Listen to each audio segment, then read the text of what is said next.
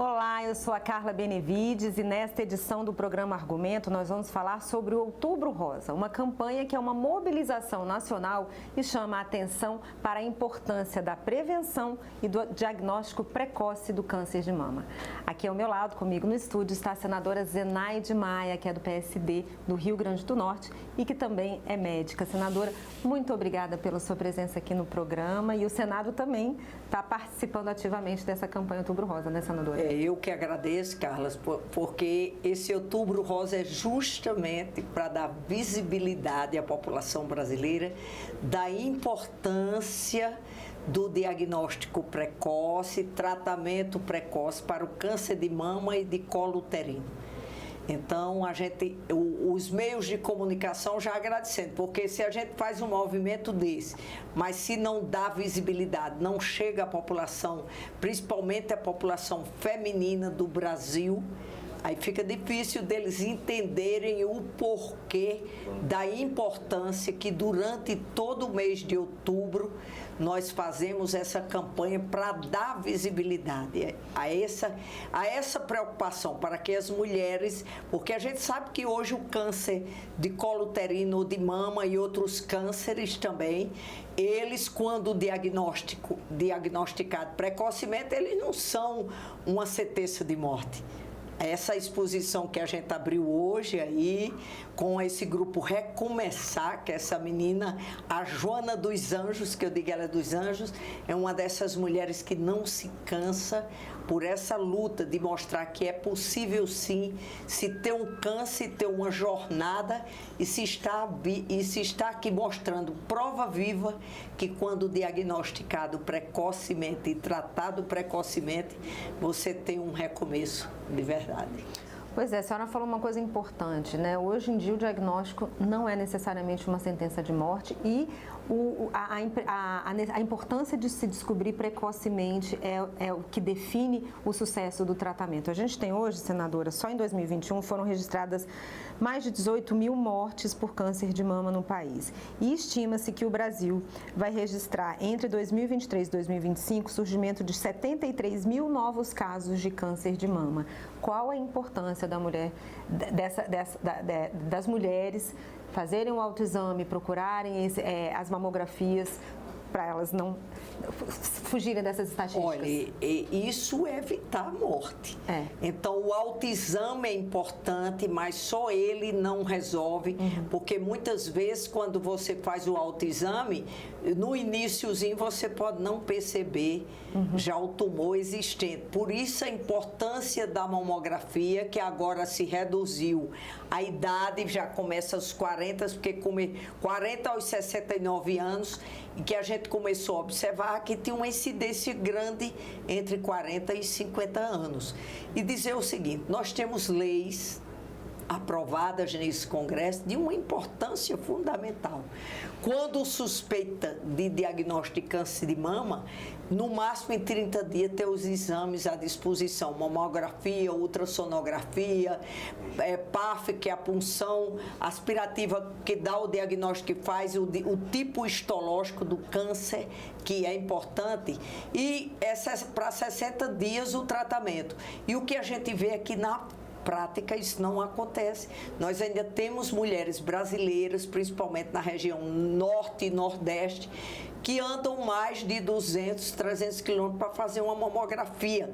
Então, o que a gente precisa, gente, é colocar a saúde da mulher no orçamento desse país. Não adianta ter leis e não colocarmos as mulheres brasileiras, saúde das mulheres brasileiras no orçamento do país. A gente discuta aqui leis, prazos, mas quando chega na vida real, elas não conseguem fazer nem por a mamografia. Por isso esse índice de óbito, onde no mundo civilizado, onde as mulheres têm acesso à saúde, não morre. Câncer de colo uterino, gente, faz muito tempo que é 100% de cura. E eu diria, por exemplo, o câncer de colo uterino já começa na saúde primária, que é onde a mulher faz o exame preventivo. Então, se a saúde primária não funciona, já começa por aí. As mulheres, e eu digo mais, O Estado brasileiro precisa sim ter um olhar diferenciado para 52% da população. Vocês sabem que por falta de recursos, centenas de mães e avós deixam filhos órfãos. É muito mais do que falar sobre só um Outubro Rosa. É muito importante. Nós estamos falando de vida e aqui um apelo que eu venho fazendo, pedindo a todas as mulheres do Brasil, fazer um apelo ao Estado brasileiro. Coloquem nossas vidas no orçamento desse país, porque sem isso nós vamos continuar morrendo de morte evitável. Sabe, eu sempre faço essa pergunta aqui no plenário. Você tem um ente querido que ele morreu, mas ele teve acesso a tudo que a ciência oferece de mais moderno no mundo. Isso é um luto.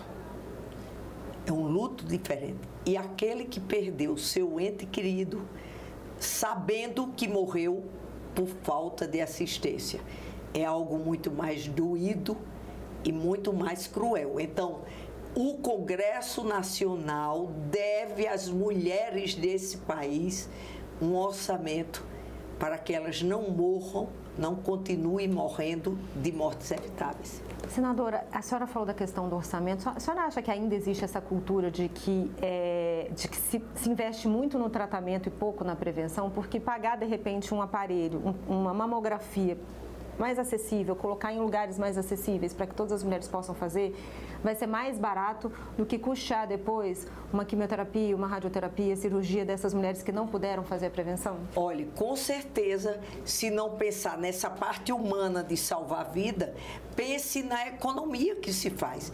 É claro que se você é diagnosticado precocemente, uma grande parte do câncer, só o ato cirúrgico em si já resolve.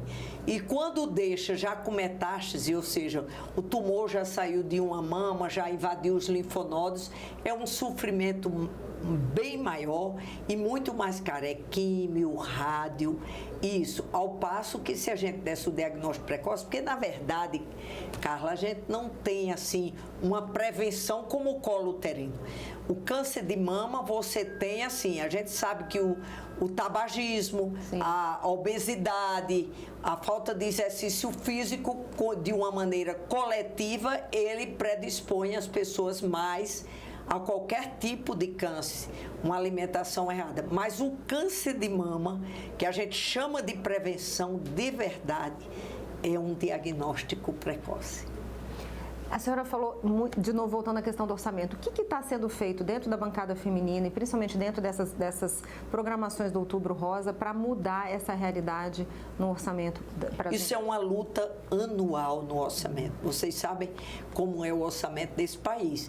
É um orçamento de mais de 5 trilhões a previsão, mas pelo menos de 45% a 50% já fica para os juros e serviços de uma dívida que nunca foi auditada. Ou seja, nós, quando fazemos parte da CMO, nós passamos o ano todo discutindo o orçamento.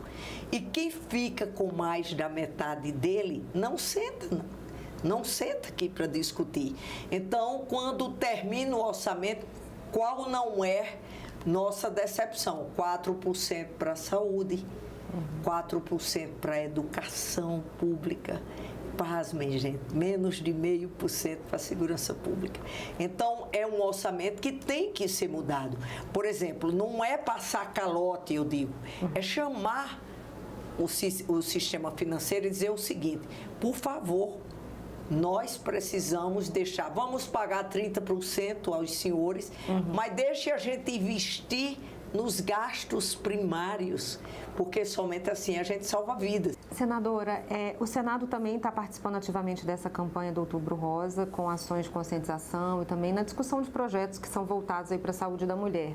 A senhora participou ativamente dessa agenda. Queria que a senhora falasse, além dessa exposição Recomeçar, que a senhora citou no início da entrevista, que mais atividades, que mais projetos e palestras estão previstos aí? Aí nós estamos vendo em vários seminários, audiências públicas aqui, com a presença de várias autoridades nessa parte de câncer, mostrando a evolução da tecnologia, a necessidade da incorporação dessas novas tecnologias como imunoterapia, que hoje é usada em vários cânceres, certo? A imunoterapia hoje é uma realidade e que a gente precisa esbarrar em quê? Já existe eficácia terapêutica comprovada para determinados tipos histológicos de câncer que a imunoterapia salva, certo? E se existe, por que não incorporamos ao elenco SUS? Por falta de recursos, vamos aumentar o orçamento. E não tenha dúvida que nessa programação toda que se estende e que vai ter uma participação bem mais ativa também da nossa nova, a Procuradoria da Mulher, eu passei agora, já tinha completado os 2 anos, passei para a senadora Augusta, mas todo esse projeto que vai ser executado nesse mês de Outubro Rosa, a senadora já tinha organizado desde abril, porque é isso. A gente não pode ter solução de continuidade. E sabe qual é o sonho da gente? É que a gente não precise de Outubro Rosa, nem de março, mês de mulher. Isso quer dizer que nós já estamos tendo Outubro Rosa, já temos orçamento suficiente para não estar aqui premiando as mulheres com a mamografia que ela não consegue no dia a dia. E o março, que a gente já tenha uma participação nos locais de decisões, então não iríamos mais precisar. Mas eu queria dizer, Carla, é uma luta incessante, se faz necessário a mídia, que eu continuo dizendo, ninguém salva e empodera mais um povo do que a informação correta. E nós temos uma pandemia que nos mostrou que fora esse SUS, que é uma pérola nossa, que a gente tem que ter o maior respeito, as vacinas, quem mais salvou vidas, foram os meios de comunicação, porque ficaram em defesa da ciência e das vacinas. Senadora, muito obrigada pela sua presença, pelos seus esclarecimentos como legisladora, como médica, sucesso na campanha, e nós duas aqui de rosa fortalecendo mais uma vez o Outubro Rosa. É simbólico e, gente, por favor, vamos salvar a vida das mulheres brasileiras. O Congresso Nacional deve isso. Obrigada, senadora, e eu agradeço a você que nos assistiu. Se você quiser rever essa entrevista, é só acessar o nosso site senado.leg.br/tv ou o nosso canal no YouTube. Obrigada pela sua companhia e até a próxima.